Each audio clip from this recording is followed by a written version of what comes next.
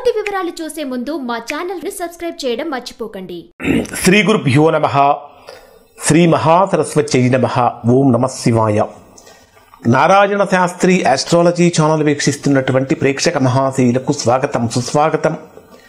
ఈరోజు మనము 2025 సంవత్సరం ఫిబ్రవరి నెల 16వ తేదీ నుంచి 28వ తేదీ వరకు ధనుర్రాశిలో జన్మించినటువంటి వారికి ఏ విధంగా ఉందో తెలుసుకుందాం.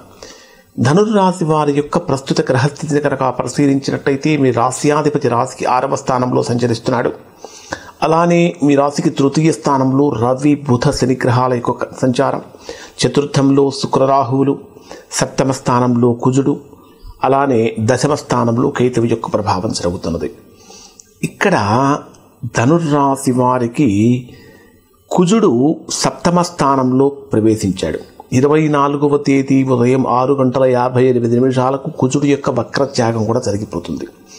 అంటే సప్తమ స్థానంలో సంచరించేటటువంటి కుజుడు యొక్క ప్రభావం కారణం చేత కూడా ధనుర్రాశి వారు గొప్ప ఫలితాలు పొందుతారు. ప్రధానంగా అన్ని రాశులకి కూడా యోగాన్ని, ఆనందాన్ని కలిగించేటటువంటి శుక్రుడు మీ రాశికి చతుర్థ స్థానంలో ఉచ్చ స్థానంలో ఉన్నాడు. చతుర్థ స్థానం అంటే మాతృస్థానము, సుఖస్థానము, గృహస్థానము. చతుర్థ స్థానంలో శుక్రుడు ఉచ్చ స్థానంలో సంచరించేటప్పుడు ఏం జరుగుతుంది అంటే కుటుంబపరమైనటువంటి సుఖ సంతోషాలు బ్రహ్మాండంగా వృద్ధి చెందుతాయి అని చెప్పాలి. అంటే గృహంలో శుభకార్యాల కోసం చేసే ప్రయత్నాలు చక్కగా ఫలిస్తాయి అని చెప్పవచ్చు. అంటే ఇంట్లో ఉద్యోగ అవకాశాల కోసం చేసే ప్రయత్నాలకు ఉద్యోగ అవకాశాలు ఉద్యోగాలు కనుక వస్తూ ఉంటాయి. పెళ్లి ప్రయత్నాలు చేసేవారికి ఆ రకమైనటువంటి ఫలితాలు పొందుతూ ఉంటాయి. అంటే ఇంట్లో ఎవరు ఏ పర్పస్ తోటైతే మీ ప్రయత్నం చేస్తూ ఉన్నారో ఆ పర్పస్ అనేటటువంటి చక్కగా సాల్వ్ అవుతుంది. ప్రధానంగా చతుర్థంలో శుక్రుడి యొక్క ప్రభావం ఏం జరుగుతుందంటే అద్భుతమైనటువంటి గృహ శాంతిని కలిగిస్తుంది, గృహ యోగాన్ని కలిగిస్తుంది, గృహంలో ఉన్నతమైనటువంటి ఆనందాన్ని కలిగిస్తుంది. బంధుమిత్రుల యొక్క కలయికతోటి చక్కగా ఇల్లు కళకళలాడుతూ ఉంటుంది. ద్వితీయ స్థానాధిపతి ధనాధిపతి అయినటువంటి శని కూడా మీ రాశికి తృతీయ స్థానంలో సంచరిస్తున్నాడు. ధనాధిపతి తృతీయ స్థానంలో సంచరిస్తున్నటువంటి కారణం చేత సోదరుల నుంచి కానీ మిత్రుల నుంచి కానీ చక్కటి సంపూర్ణమైన సహాయ సహకారాలు ఉంటాయి. ముఖ్యంగా చెప్పాలంటే మాట్లాడేటటువంటి మాట కొద్దిగా హార్ష్గా ఉంటుంది ధనుర్రాశి వారు. కాబట్టి మాట్లాడేటటువంటి మాట విషయంలో కొద్దిగా జాగ్రత్తలు కనుక పాటించినట్లయితే మీ మాటకు విలువ పెరుగుతుంది, తద్వారా ఆర్థికంగా కూడా బలం పెరుగుతుంది. తృతీయ స్థానంలోనే రవి బుధ గ్రహాల యొక్క కలయిక. మీ జన్మరాశికి దశమ స్థానాధిపతి ఎవరు అంటే బుధుడు.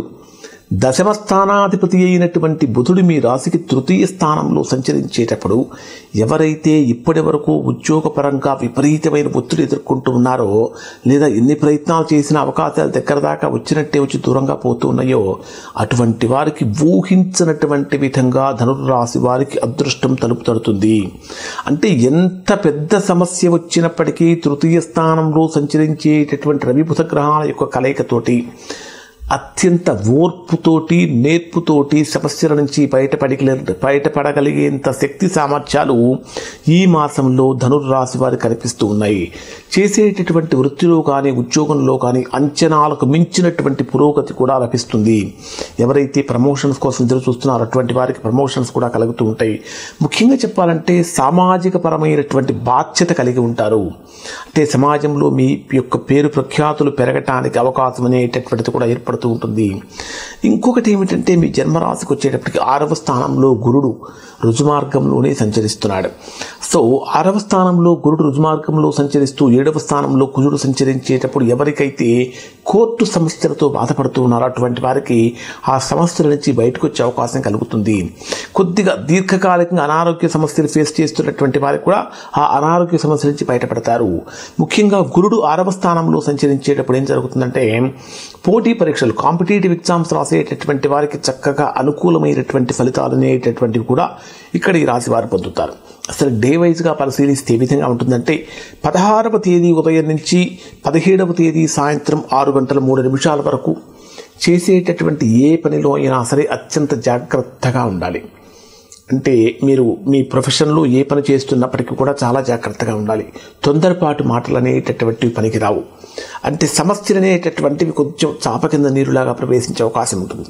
17వ తేదీ సాయంత్రం 6:03 నుంచి 20వ తేదీ ఉదయం 6:45 మధ్యలో ఇన్వెస్ట్మెంట్స్ చేసేటటువంటి వారికి బ్రహ్మాండమైన లాభాన్ని కలిగిస్తుంది. ఆర్థిక లాభం కలుగుతుంది.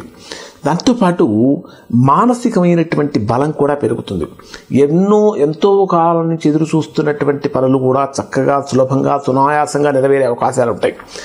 20వ తేదీ ఉదయం 6:48 నుంచి 22వ తేదీ సాయంత్రం 5:40 మధ్యలో ఉన్నటువంటి రోజులు పూర్తిగా ప్రతికూలమైనటువంటి రోజులు. 20వ తేదీ ఉదయం నుంచి 20, 21, 22 ఈ 3 రోజులు ధనుర్రాశి వారికి అత్యంత కఠినమైనటువంటి రోజులు అని చెప్పాలి. అంటే అతి ప్రతికూలతలు అనేటటువంటి ఎక్కువగా ఉంటాయి. ఇక్కడ కొద్దిగా జాగ్రత్తలు పాటించాలి. అధికమైన నష్టం సంభవించడం కానీ, లేదా ప్రమాదాలు జరగటం కానీ, ప్రయాణాలలో ఇబ్బందులు కలగటం కానీ, చాలా అంటే ఏదైతే బలంగా జరగకూడదని కోరుకుంటామో అటువంటివే జరిగే అవకాశాలు ఉంటాయి. 22వ తేదీ సాయంత్రం 5:40 నుంచి ఇక 28వ తేదీ రాత్రి వరకు ఉండే సమయం అంతా కూడా ధనుర్రాశిలో జన్మించినటువంటి వారికి తిరుగులేని విజయం వస్తుంది. 22వ తేదీ సాయంత్రం 5:40 నుంచి 24వ తేదీ రాత్రి వరకు ఉండే సమయంలో ఆర్థిక లబ్ధి చేకూరుతుంది. అసలు ముఖ్యంగా చెప్పాలంటే ఆర్థికపరమైనటువంటి లబ్ధి, మానసికమైనటువంటి ఆనందం, చాలా గొప్ప ఫలితాన్ని పొందుతారు.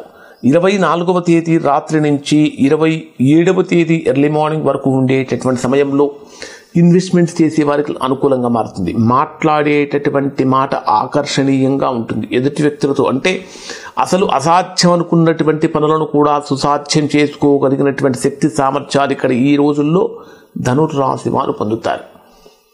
అసలు ఇక నాకు డబ్బు రాదు అనుకున్నటువంటి వారికి, అంటే రావాల్సినటువంటి బాకీలు ఏవైతే ఉంటాయో రాదు అనుకున్నటువంటి వారు కూడా అలా పొందే అవకాశం ఉంటుంది. 27వ తేదీ ఉదయం నుంచి 28వ తేదీ రాత్రి వరకు ఉండే సమయం అంతా కూడా ధనుర్రాశి వారికి చాలా విశిష్టతను, విశేషమైనటువంటి యోగాన్ని కలిగిస్తుంది. ఓవరాల్గా పరిశీలిస్తే చిన్న ప్రతికూలతలు తప్ప ధనుర్రాశి వారికి చాలా గొప్ప ఫలితాలు అనేటటువంటి ఇక్కడ ఈ రాశి వారికి కనిపిస్తున్నాయి. ఇవి ధనుర్రాశి వారికి సంబంధించిన ఫలితాలు. శుభం.